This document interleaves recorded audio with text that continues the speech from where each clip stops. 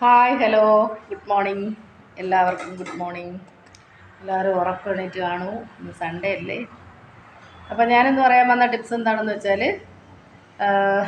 എല്ലാവരുടെയും വീടുകളിൽ റോസയുടെ പൂവ് കാണുമെന്ന് വിശ്വസിക്കുന്നു. ഇല്ലാത്തവരുള്ള സ്ഥലത്തു നിന്നൊക്കെ പറിക്കുക.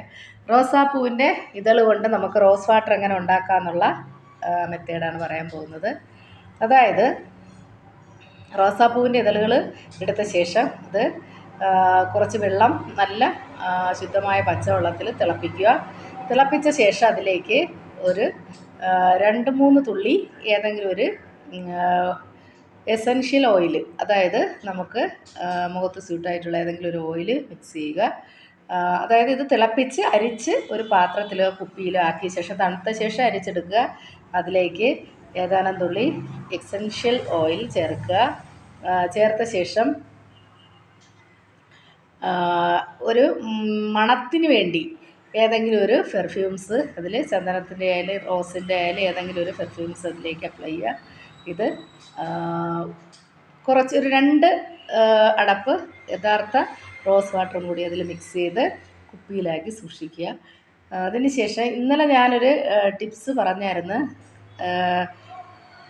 ആർത്തവം ക്രമീകരണം ഇല്ലാത്ത കുട്ടികൾക്ക് വേണ്ടിയിട്ടുള്ളൊരു ടിപ്സാണ്. ഒരു കോഴിമുട്ട എടുത്ത ശേഷം അത് എള്ളെണ്ണയിൽ അടിച്ച് പതച്ച് എള്ളെണ്ണയും കൂടെ മിക്സ് ചെയ്ത് അത് കുടിക്കുക. ഒരു പരിധി വരെയൊക്കെ അത് നമുക്ക് റെഗുലറായ പീരീഡ്സിനെല്ലാം നല്ലതായിരിക്കും. പിന്നെ അശോക അരിഷ്ടം എന്ന് പറയുന്ന ഒരു അരിഷ്ടമുണ്ട്. അത് ആയുർവേദ കടകളിൽ കിട്ടും. അത് വാങ്ങിച്ച് കഴിച്ചാലും നമുക്ക് പീരീഡ്സ് കറക്റ്റ് വരാറുണ്ട്. പിന്നെ ഉള്ള ടിപ്സ് എന്ന് പറഞ്ഞാൽ, വിളർച്ചയും ക്ഷീണവും ഒക്കെ ഉള്ള ആൾക്കാർക്ക് അയണിൻ്റെ കുറവ് മൂലമുള്ള പ്രശ്നങ്ങൾക്കുള്ളൊരു പരിഹാരമാണ് നാട്ടു മരുന്നാണ്. നമ്മൾ പശുവിൻ പാലിൽ ഒരു കുറച്ച് കരിപ്പെട്ടി ഇട്ട് വെച്ച ശേഷം അത് നല്ല പോലെ പാല് തിളപ്പിച്ച് കരിപ്പെട്ടിയും കൂടെ ചേർത്ത് തിളപ്പിച്ച ശേഷം ആ മിശ്രിതം അരിച്ച ശേഷം അത് കുടിക്കുകയാണെങ്കിൽ വിളർച്ച അയണിൻ്റെ കുറവ് മൂലം നമുക്കുണ്ടാകുന്നതെല്ലാം മാറിക്കിട്ടുന്നതാണ്. നമ്മൾ സാധാരണ ഇരുമ്പ് ചീനിച്ചട്ടിയിൽ എല്ലാ അപ്പം ഉണ്ടാക്കി കഴിക്കുക, അല്ലെങ്കിൽ അതിൽ മുട്ട അങ്ങനെ എന്തായാലും മതി. ഇരുമ്പ് ചീനിച്ചട്ടിയിൽ വേവിച്ച് കഴിക്കുന്നത് നമുക്ക് അയണിൻ്റെ കണ്ടൻറ്റ് നമുക്ക് കറക്റ്റായി കിട്ടുന്നതും. ഇപ്പോഴെല്ലാവരും അയണിൻ്റെ കുറവ് കൊണ്ട് ഗുളികകൾ കഴിക്കാറുണ്ട്.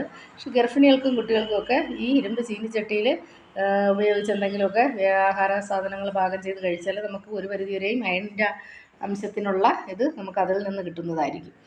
എന്തായാലും നിങ്ങളെല്ലാവരും ചെയ്തു നോക്കുക. അപ്പോൾ നാളെ പുതിയ റെമഡിയായിട്ട് വരുന്നതാണ്. അതുവരേക്കും ടാറ്റ ബൈ.